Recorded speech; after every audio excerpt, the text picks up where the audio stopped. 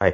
நீங்க இன்வெஸ்ட்மென்ட் பண்ணிட்டு இருக்கீங்க அப்புட்னா, இல்ல நாளையிலருந்து இனிமேல் தான் இன்வெஸ்ட்மென்ட் பண்ண ஸ்டார்ட் பண்ண போறீங்க அப்புட்னா, ஓகே. நீங்க நல்ல வழி தான் சூஸ் பண்ணியிருக்கீங்க. அந்த இன்வெஸ்ட்மென்ட் மூலமா நீங்க இன்ஃப்ளேஷன சரி செய்யலாம். அதானே இன்ஃப்ளேஷன்னா பணவீக்கம்.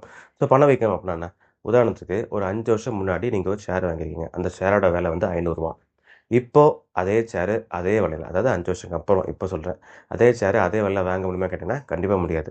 குறைஞ்சது 650 ஆர் ₹700 கிட்ட இருக்கும்.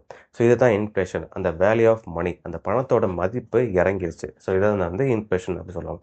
இந்த இன்ஃப்ளேஷன நீங்க நம்ம ந சு சா சாதாரணமா பண்ற சேவிங்ஸ்னால சரி செய்ய முடியுமா கேட்டீங்கன்னா, உதாரணத்துக்கு உங்ககிட்ட ஒரு ரூ. 5,00,000 இருக்கு. 5,00,000 ஜஸ்ட் ஒரு சேவிங்ஸா, ஒரு கரண்ட் சேவிங்ஸ் அக்கவுண்ட்ல நீங்க போட்டு வச்சுட்டீங்க அப்படின்னா, ஒரு 5 வருஷம் கழிச்சு அந்த டிஜிட் வேணா அப்படி இருக்கலாம். 5,00,000 5,00,000 வேணா அப்படி இருக்கலாம். பட் வேல்யூ வந்து கண்டிப்பா குறைஞ்சிருக்கும். இது எல்லாருக்கும் தெரிஞ்சது தான். ஓகே. நான் வந்து ஃபிக்ஸ்ட் டெபாசிட்ல போறேன். ஸோ ஃபிக்ஸ்ட் டெபாசிட் போடும்போது அந்த பேங்க் வந்து 6.5% குடுக்குதுன்னு வச்சுக்கோங்களேன். இந்த இன்ட்ரெஸ்ட் ரேட் வந்து 6.5% குடுக்குது. கரண்ட் இன்ஃப்ளேஷன் ரேட் எவ்வளோ இருக்கு? அதையும் நீங்க நோட் பண்ற மாரி இருக்கும். இப்போதைக்கு வந்து 3.68% இன்ஃப்ளேஷன் ரேட் இருக்கு.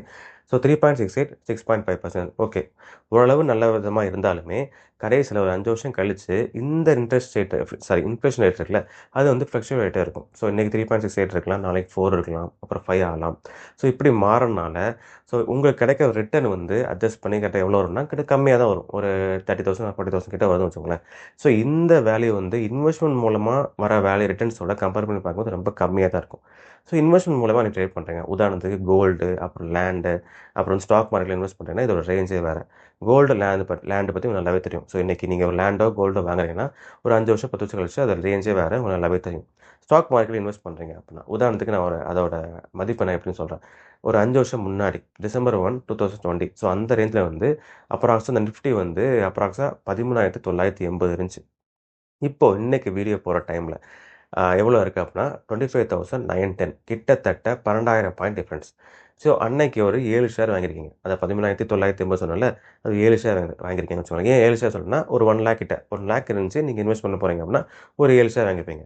ஸோ 7 ஷேர் இன்னைக்கு ஒரு 12,000 பாயிண்ட் டிஃபரன்ஸ் இன்டூ 7 போட்டீங்கன்னா, இன்னைக்கு கிட்டத்தட்ட ஒரு ரூ.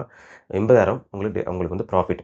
ஸோ அந்த புரோக்கர் கமிஷன், அப்புறம் வந்து இன்ஃப்ளேஷன் ஏதோ ஃப்ளக்சுவேட் ஆகும்ல, ஸோ அதெல்லாம் மேனேஜ் பண்ணி பண்ணீங்கன்னா, குறைஞ்சது உங்களுக்கு ஒரு ரூ. 50,000 வந்து ப்ராஃபிட் இருக்கும். ஸோ இந்த மதிப்பு வந்து நார்மல் சேவிங்ஸோட ரொம்ப அதிகமான ஒரு மதிப்பு தான். ஸோ இன்வெஸ்ட்மென்ட் மூலமா நீங்க பண்ணீங்க அப்டின்னா, உங்க குரோத் வந்து கண்டிப்பா டெவலப் பண்ணலாம்.